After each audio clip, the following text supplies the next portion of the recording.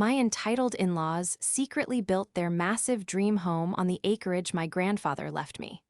When my husband defended their blatant theft, I smiled, called my attorney, and prepared a trap that would ruin them completely. Before we continue today's story, we have an urgent announcement to make. Due to technical issues, we are pivoting towards another channel. Please subscribe to our new channel, Kin and Karma. You can find the link in the video description, the pinned comment, and the collaboration tag on this video. Make sure to switch over now so you don't miss out. Thank you for your support. Now back to the story. The fever broke on a Tuesday, leaving me a hollowed-out shell of myself, sweating through the sheets of our city apartment. I had been battling a vicious strain of pneumonia for 3 weeks. My chest felt tight, my throat felt like shattered glass, and my energy was entirely depleted. My husband, William, had been absent for most of it.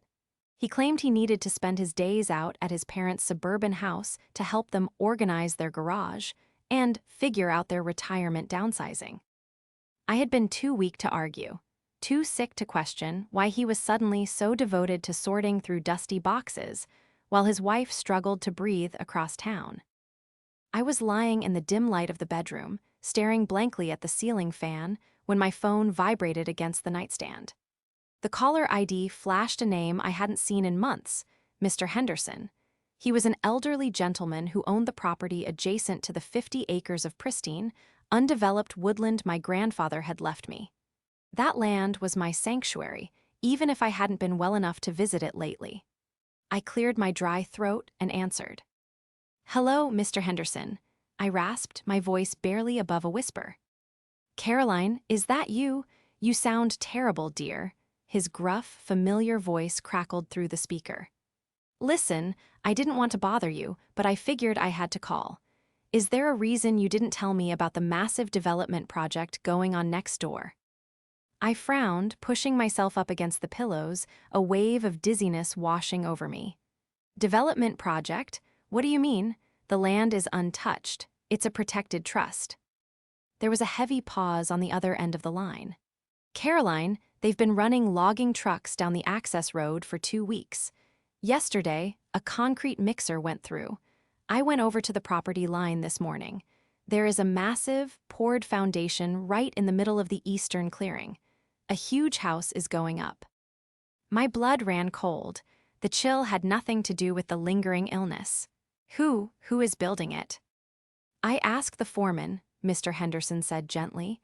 "He said the owners hired them, a nice older couple, said their names were Jaden and Delilah."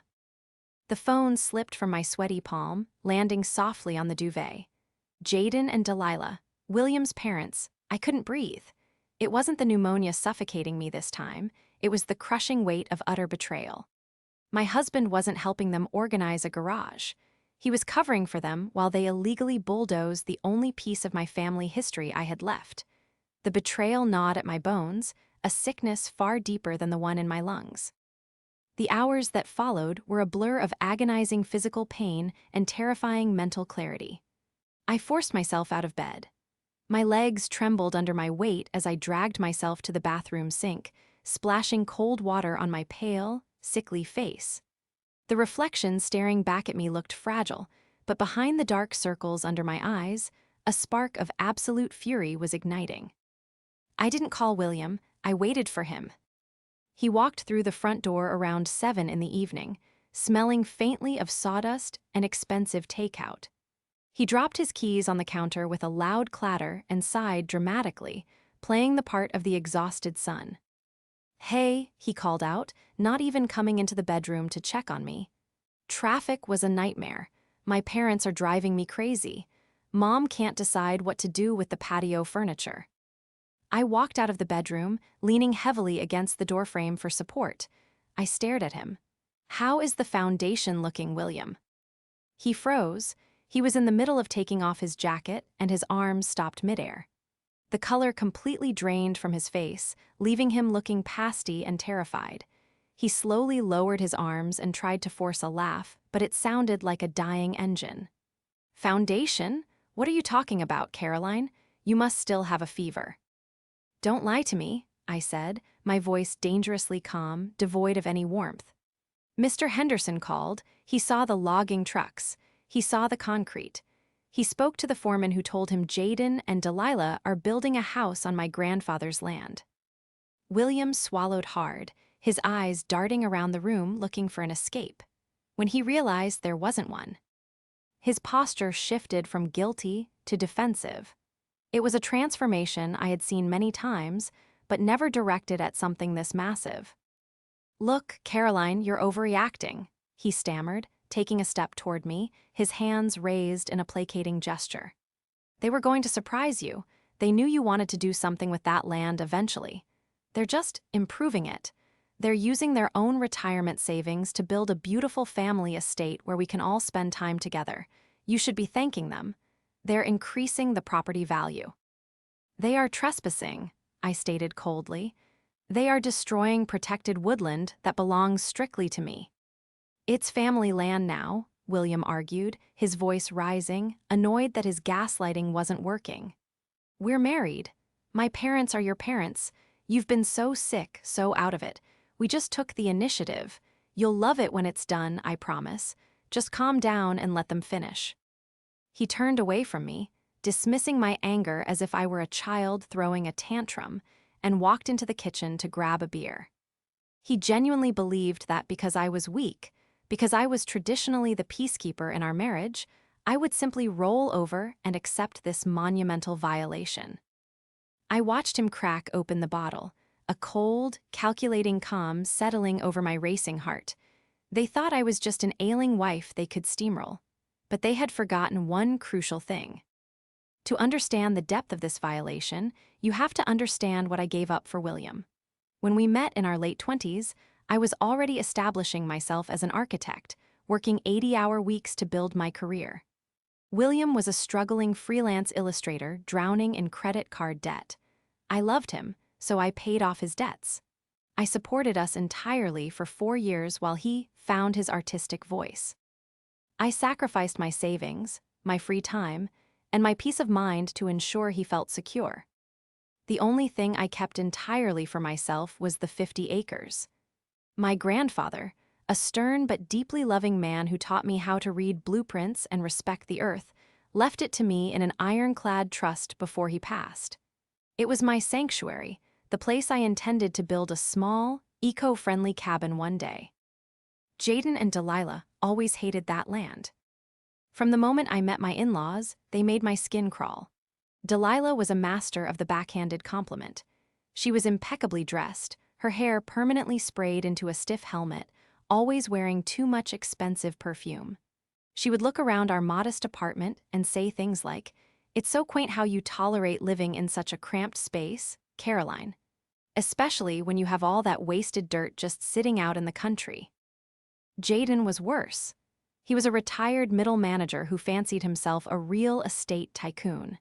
He was loud, pompous, and entirely self-serving. At every Thanksgiving, every Christmas, he would corner me with a glass of scotch in his hand and aggressively pitch his vision. "You're sitting on a gold mine, little lady," he would boom, tapping his finger on the table. "Clear-cut those trees, subdivide the lots, and you could make a killing. It's irresponsible to just let it sit there. You don't know the first thing about maximizing assets. Sign it over to a joint LLC with William and me, and I'll handle the heavy lifting." I always refused, politely but firmly. I told them the land was sentimental, that it was not for sale, and it was certainly not for development. They would exchange knowing, condescending looks, treating me like a naive girl who didn't understand the real world. Now, knowing that they had bypassed my refusal, bypassed my ownership, and utilized my severe illness as an opportunity to violently carve their own desires into my grandfather's legacy, with my husband's active assistance, the picture was complete. They weren't just entitled, they were predators. They had looked at my boundaries and decided they simply didn't apply to them. They viewed my property as their right and my illness as their perfect cover. I walked slowly back to my bed, closing the door softly behind me. I didn't cry. I didn't scream. Instead, I opened my laptop, pulled up the contact information for the most ruthless property litigation attorney in the state, and began to draft an email. The morning light filtering through our bedroom blinds felt harsh and unforgiving. I had barely slept, my mind racing through a labyrinth of legal statutes, property lines, and the devastating reality of my marriage. The physical exhaustion of pneumonia was still present, a heavy weight sitting squarely on my chest, but it was entirely eclipsed by a cold, sharp adrenaline. I was no longer the frail, bedridden wife waiting for her husband to bring her a glass of water. I was a professional, a woman who understood the intricacies of land management better than anyone else they could have possibly crossed. My grandfather hadn't just left me the land, he had trained me to understand its value. While William believed I was merely an architect, my true specialty, the very foundation of my career before I started funding his artistic whims was land surveying and environmental compliance. I knew every square inch of those 50 acres. I knew the soil composition, the water tables, and the specific zoning laws of the county. As soon as William left for his freelance studio that morning, avoiding eye contact and muttering something about needing space to think, I dragged myself to my home office. I bypassed my drafting software and opened the heavy, fireproof safe tucked beneath my desk. Inside sat the thick, leather-bound binder containing my grandfather's irrevocable trust. I flipped to the topographical maps. The eastern clearing, where Mr. Henderson had spotted the concrete mixer, wasn't just a random spot in the woods. It was a designated wetland conservation zone. My grandfather and I had spent 2 years lobbying the county to place a strict environmental easement on that specific parcel to protect the runoff into the private lake. Building a residential structure there wasn't just frowned upon. It was a severe violation of state environmental laws, carrying massive daily fines and mandatory demolition orders at the owner's expense. Jaden and Delilah had picked the absolute worst, most illegal spot on the entire 50 acres to pour their unpermitted foundation. And because the land was in a trust that required my notarized signature for absolutely any modification, any permits they claimed to have were either entirely fabricated or obtained through blatant fraud. This was my trap. They thought they were stealing empty dirt. Instead, they had cemented themselves into a federal environmental crime. At 9:00 a.m. sharp, my laptop chimed with an incoming video call. It was Marcus Sterling, a property litigation attorney known throughout the city for dismantling corporate land grabs. I had sent him a frantic, detailed email at 3:00 a.m., attaching the trust documents and the easement filings. Marcus appeared on screen, his sharp eyes scanning his own monitor before looking at me. He was a man who did not waste time with pleasantries. "Caroline," he began, his voice crisp and steady. "I received your files. I also pulled the county permit database an hour ago. You will be interested to know that your in-laws did, in fact, file for a residential building permit." "How is that possible?" I rasped, leaning closer to the screen. "They don't own the land. The trust requires my physical signature. I've been sick in bed for a month." Marcus held up a piece of paper. "They submitted a quitclaim deed to the county clerk's office, granting them a parcel of the estate. The deed bears your signature, Caroline. It was notarized 12 days ago." The room spun. 12 days ago, I was in the emergency room getting a chest x-ray for my pneumonia, I said, my voice trembling with a mixture of horror and mounting rage. "I haven't signed a single document. They forged it." "Not only did they forge it," Marcus said, leaning forward, a predatory gleam in his eye, "but they filed it against a protected wetland easement. They are currently pouring concrete onto federally protected soil. If the EPA catches wind of this, the fines alone will bankrupt them before the house is even framed. But we aren't going to wait for the EPA. We are going to serve them a cease and desist, an eviction notice, and a lawsuit for fraudulent conveyance." "Do it," I said, not hesitating for a single second. "Draft it immediately. I want them off my grandfather's land by the end of the week." "I will have the injunction filed by noon," Marcus replied. "But I need you to understand something, Caroline. When people like this are cornered, they do not apologize. They escalate. You need to be prepared for the fallout, especially concerning your husband. If he is complicit in the forgery, he goes down with them. He made his choice when he lied to my face, I said, the absolute truth of the statement settling heavily into my bones. Let them escalate. I have all the time in the world. I didn't have to wait long for the fallout. By Thursday afternoon, the county sheriff had delivered the formal cease and desist and the immediate stop work order to the construction site, stapling the bright orange notices directly to the wooden framing that had just started going up. Less than 2 hours later, I heard the aggressive pounding on my apartment door. I was sitting in the living room, a cup of herbal tea growing cold in my hands. I took a slow, deep breath, smoothing down my sweater. I walked to the door and unlocked it. Jaden and Delilah didn't wait for an invitation. They barged past me into the narrow hallway, bringing with them the overwhelming scent of Delilah's floral perfume and Jaden's stressed sweat. Delilah was clutching a ridiculously oversized Dizig. In her handbag, her face flushed red beneath her layers of makeup. Jaden looked like a pressure cooker about to explode. "What is the meaning of this, Caroline?" Jaden bellowed, waving a crumpled copy of the legal injunction in my face. His voice echoed off the apartment walls, loud enough to make the neighbors pause. "Have you completely lost your mind? You sent the police to our property." "My property, Jaden," I corrected him quietly, closing the door behind them so they couldn't make a scene in the hallway. "And I didn't send the police. I sent an officer of the court to enforce my legal rights."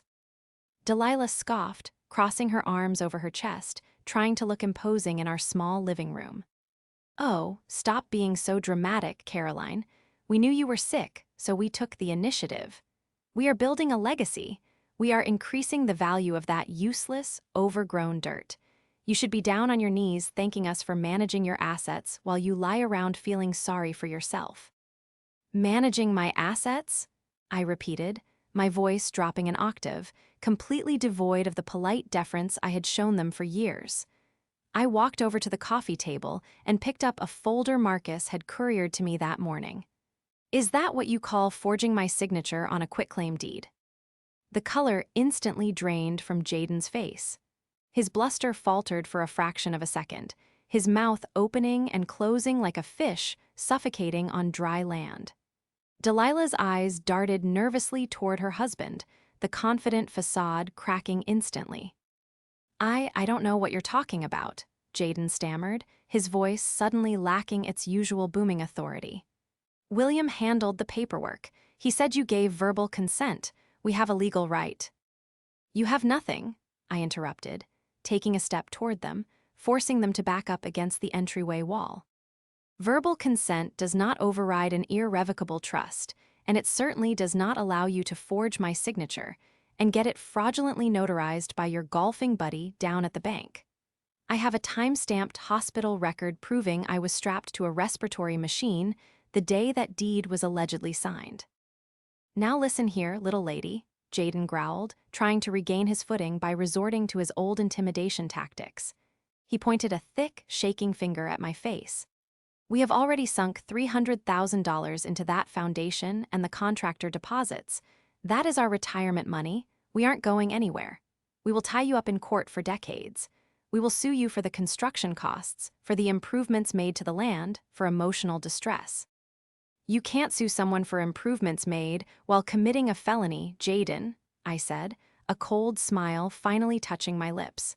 "But that isn't even the best part." I pulled out the topographical map Marcus had annotated and held it up so they could see the bright red lines drawn across the eastern clearing. "You didn't just build on my land. You built squarely in the middle of a federally protected wetland conservation easement," I explained, watching their eyes widen as the words registered. "Even if I wanted to give you that land, which I do not, you cannot legally build a structure there. The county has already been notified of the environmental violation. By tomorrow, the EPA will be involved. The fines for pouring concrete into a protected watershed start at $10,000 a day. And since your names are on the fraudulent permits, those fines go directly to you." Delilah let out a high-pitched gasp, clutching her designer bag to her chest as if it could protect her. You set us up. You knew we were building there and you waited. I didn't set you up, Delilah, I said calmly, opening the front door and gesturing for them to leave. You dug your own grave. I'm just the one who refuses to be buried in it. Now get out of my apartment before I call the police for trespassing. Again. The fallout from my confrontation with Jaden and Delilah was swift and chaotic. They didn't retreat. They doubled down, thrashing like animals caught in a snare. They hired a bottom-feeding defense attorney who immediately filed a countersuit against me for $300,000, claiming unjust enrichment, arguing that their illegal, unpermitted concrete slab had somehow magically increased the value of my protected wetlands. But the real escalation came from William. 2 days after I threw his parents out, William burst into the apartment, his face pale, his hair disheveled. He looked as though he hadn't slept in a week. He practically threw his laptop onto the kitchen counter. "Caroline, you have to stop this," he pleaded, his voice cracking with panic. He ran his hands through his hair, pacing the length of the kitchen. "My dad just called. The county sent them a notice of violation. They're demanding the foundation be ripped out by the end of the month, and they've frozen my parents. Bank accounts pending an investigation into the forged notary stamp. You are going to send my father to prison." I sat at the kitchen island, meticulously reviewing a stack of financial disclosures Marcus had managed to subpoena in record time. I didn't look up immediately. I let the silence stretch, forcing William to sit with the reality of what his family had done. "I am not sending your father anywhere, William," I said evenly, turning a page. "Your father's actions are sending him to prison. I am merely refusing to be the victim of his fraud." "They're my family, Caroline," he shouted, slamming his hand against the counter, shaking the fruit bowl. "They made a mistake. They were just trying to build a place for us. You can't just destroy them over some trees and a stupid piece of paper. Call your lawyer. Tell him to drop the injunction. We can work this out. We can pay the fines together." I finally looked up at him. The man I had supported for 4 years, the man whose debts I had cleared, was standing before me demanding that I empty my own pockets to save the people who had tried to steal my inheritance while I was deathly ill. The last shred of love I held for him withered and turned to ash right then and there. "We are not paying anything together, William," I said, my voice dangerously soft. I slid one of the financial documents across the granite countertop toward him. "Because your parents didn't just use their retirement savings. Did you even bother to ask where they got $300,000 in cash to pay the contractors up front?" William frowned, looking down at the document. "My dad said he cashed in his 401k. "Your dad lied," I replied. "Your dad doesn't have a 401k. He lost most of his retirement in a bad day trading scheme 5 years ago. This document is a loan origination form from a high-interest private lender." William picked up the paper, his eyes scanning the dense text. His breathing hitched. "What is this?" "Read the collateral line, William," I instructed coldly. I watched as his eyes scanned down to the bottom of the page. I watched as the color completely vanished from his lips. I watched his entire world crumble in real time. They used my studio," William whispered, his hands beginning to shake violently. "They put a lien on my freelance business. They used my business credit line as a guarantor for a $300,000 construction loan." "Yes, they did," I confirmed, standing up from the stool. "And because the county has frozen their assets and halted the build, they have defaulted on the very first payment. That private lender is going to seize your business, William. Your parents didn't just try to steal my future. They actively destroyed yours to get what they wanted." William collapsed into one of the kitchen chairs, burying his face in his hands. He was hyperventilating, the reality of his parents' profound, calculated betrayal finally shattering the illusion he had defended for his entire life. He had been so busy protecting them from my boundaries that he hadn't realized they were actively stripping him of everything he owned. "Oh my God," he sobbed into his hands. "What have they done? What do I do, Caroline? Please, you have to help me fix this." I am fixing this, William, I said, gathering my paperwork and walking toward my home office, leaving him alone in the kitchen with the ruins of his misplaced loyalty. I'm fixing it for myself. You are going to have to figure out how to survive your own family. The stage was set. The investigation had uncovered every lie, every forged document, and every stolen dollar. There was nowhere left for Jaden and Delilah to hide, and their final desperate attempt to sue me was about to blow up in their faces in the most spectacular, public way imaginable. The county courthouse annex, where the court-mandated mediation was scheduled to take place, was a cold, sterile building that smelled faintly of floor wax and stale coffee. I arrived 30 minutes early, dressed in a sharp, tailored charcoal suit that I hadn't worn since before the pneumonia took hold of me. I was still physically recovering, my breaths were shallow, and I leaned slightly on an umbrella for support, but mentally, I had never been stronger. My attorney, Marcus Sterling, walked beside me, carrying a thick, expandable leather briefcase that contained the absolute destruction of Jaden and Delilah's entire fabricated lives. We entered conference room B. It was a large, imposing space with a long mahogany table. Sitting at the far end, huddled together like cornered rats, were my in-laws and their incredibly nervous-looking defense attorney, a young man who looked like he had just graduated from law school and had no idea what kind of explosive case he had walked into. Jaden was sweating profusely, his face a mottled red. He attempted to sneer at me as I walked in, but his eyes were darting nervously to Marcus S. Heavy briefcase. Delilah was pale beneath her heavy bronzer, clutching a tissue in one hand and her ridiculous designer bag in the other. And then there was William.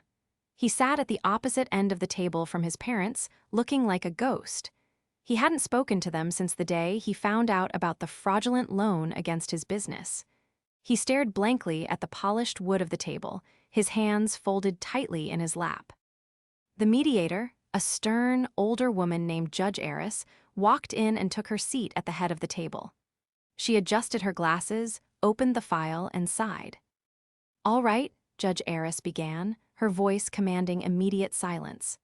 "We are here for the matter of the Trust of Caroline's estate versus Jaden and Delilah, regarding the unauthorized construction on protected property and the countersuit for $300,000 in alleged improvements.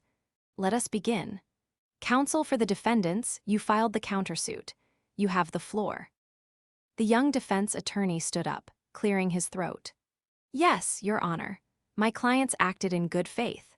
They were operating under the assumption of familial consent to improve the property. They have invested their life savings, totaling $300,000, to build a multi-generational home. My client, Caroline, is now attempting to unjustly enrich herself by keeping the foundation and the building materials while unfairly evicting my clients." Judge Eris looked at Marcus, "Mr. Sterling." Marcus didn't stand. He simply popped the latches on his briefcase. The click echoed loudly in the silent room.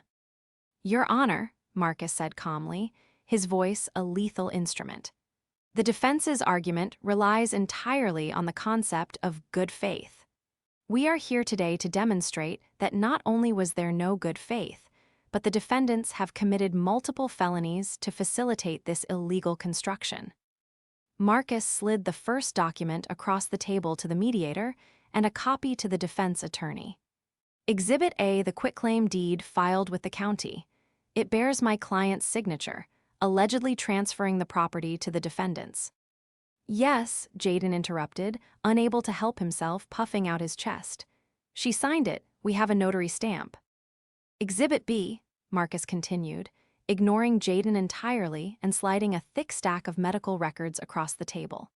"Time-stamped, certified hospital records. On the exact date and time that notary stamp was applied, my client was strapped to a cardiac monitor and a respiratory machine in the intensive care unit on the other side of the state. She was physically incapable of signing anything. We have already submitted these documents to the district attorney's office. The notary, a personal friend of Jaden S., has already confessed to falsifying the stamp under pressure." The young defense attorney looked at the medical records, then slowly turned to stare at his clients in absolute horror. You told me she signed it in your kitchen. Delilah burst into loud, theatrical tears. She told us we could have it. She just forgot because she was sick. We are the victims here. You are not victims, Delilah, I spoke up, my voice cutting through her fake sobbing like a knife. I looked directly at the mediator. But the crimes don't stop at forgery. Exhibit C, Your Honor. Marcus handed over the topographical maps and the EPA notices. The defendants did not build a home. They poured $300,000 worth of industrial concrete directly into a federally protected wetland conservation easement. The county has issued a mandatory demolition order. The Environmental Protection Agency has formally assessed fines of $10,000 a day for the ecological damage. Judge Eris's eyes widened as she read the EPA notice. She looked at Jaden with undisguised disgust. You poisoned a protected watershed. It was just some useless swamp water, Jaden bellowed, standing up from his chair, his fists clenched, his face purple with rage. This is a setup. She's a manipulative, ungrateful little. Sit down, Jaden, Judge Eris snapped, her voice cracking like a whip. Jaden slowly sank back into his chair, breathing heavily. And finally, Your Honor, Marcus said, saving the most devastating blow for last. Regarding the $300,000 they claim to have invested from their life savings. Exhibit D. Marcus slid the private lending contract across the table. The defendants did not use their savings, Marcus stated, the silence in the room now deafening. They took out a high-interest predatory loan, and to secure that loan, they fraudulently used the business credentials and the tax identification number of their son, William. They have defaulted on the loan, meaning the private lender is currently seizing William's entire freelance business, his studio equipment, and his business accounts to cover his parents' debt. The young defense attorney closed his file folder. He physically pushed his chair away from Jaden and Delilah. He looked at Judge Eris. Your Honor, as an officer of the court, I must request an immediate recess to confer with my firm regarding my continued representation of these clients. He was abandoning ship. But the climax of the room didn't belong to the lawyers. It belonged to William. William stood up. His hands were no longer shaking. The ghostly pallor had left his face, replaced by a cold, hardened resolve that I had never seen in him before. He looked at his parents, not with love, not with conflicted loyalty, but with absolute, total clarity. William, honey, Delilah whimpered, reaching her hand out toward him. Tell them we were just trying to help you. We did this for you. Do not speak to me, William said, his voice echoing loudly in the cavernous room. You didn't do this for me. You did this because you are selfish, greedy, and empty. You looked at my wife, a woman who supported me when I had nothing, a woman who was fighting for her life in a hospital bed, and you saw an opportunity to steal from her. Son, you have to understand business, Jaden started to say, trying to use his booming, authoritative voice. I said do not speak, William roared, slamming his hands down on the mahogany table so hard it rattled the water glasses. Jaden flinched, shrinking back into his chair. William reached into his own jacket pocket and pulled out a flash drive, tossing it onto the table in front of the mediator. Your Honor, that drive contains every email, every text message, and every voicemail my parents sent me over the last 3 months, demanding I cover for them, demanding I lie to my wife, and outlining their intent to hide the construction from her. It also contains the financial records proving I had no knowledge of the loan they took out in my name. He turned back to his parents. You thought you could use my love for you as a weapon against my wife. You thought I would just blindly protect you forever. But you broke it. You broke all of it. I am pressing full criminal charges for the identity theft and the fraudulent loan. I am cooperating fully with the district attorney regarding your forged deeds. As of this moment, I have no parents. William turned to me. His eyes were filled with tears, but his posture was straight. He didn't ask for forgiveness in that moment. He knew he hadn't earned it yet, but he offered me a nod of profound respect. He turned on his heel and walked out of the conference room, the heavy oak doors slamming shut behind him, sealing his parents' fate. Jaden sat frozen, his mouth open, his entire pompous world shattered. Delilah wailed, burying her face in her hands, her designer bag slipping from her grasp and hitting the floor. The illusion was gone. They were entirely, spectacularly destroyed, entirely by their own hands. The downfall of Jaden and Delilah was not just swift, it was absolute. With their own attorney dropping them and the mountain of irrefutable evidence Marcus had submitted, they didn't stand a chance in court. Within a week of the mediation, the district attorney formally indicted both of them on multiple counts of forgery, fraud, and identity theft. Because they had crossed state lines to secure the fraudulent notary, the charges carried severe mandatory minimums. Financially, they were ruined before the trial even began. The private lender seized everything they owned to cover the defaulted loan they had fraudulently taken out in William's name. Their suburban home, the expensive patio furniture Delilah obsessed over, Jaden's luxury cars, all of it was liquidated.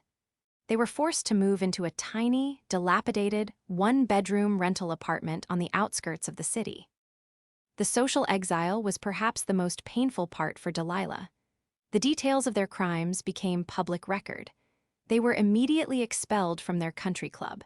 Their friends stopped returning their calls. They became pariahs, known only as the entitled in-laws who tried to rob their sick daughter-in-law and ruin their own son in the process. The EPA did not show them any mercy, either. The daily fines had accumulated to a staggering amount. As part of their plea deal to avoid maximum prison time, Jaden and Delilah were forced to surrender the last of their liquidated assets to pay for the ecological remediation of my land. It took 3 months, but using my professional network of land surveyors and environmental contractors, we systematically undid the damage.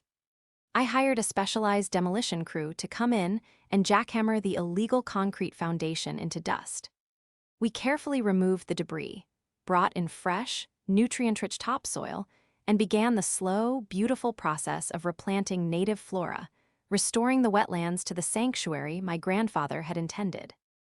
Through it all, William and I navigated a complex, painful path toward de-healing.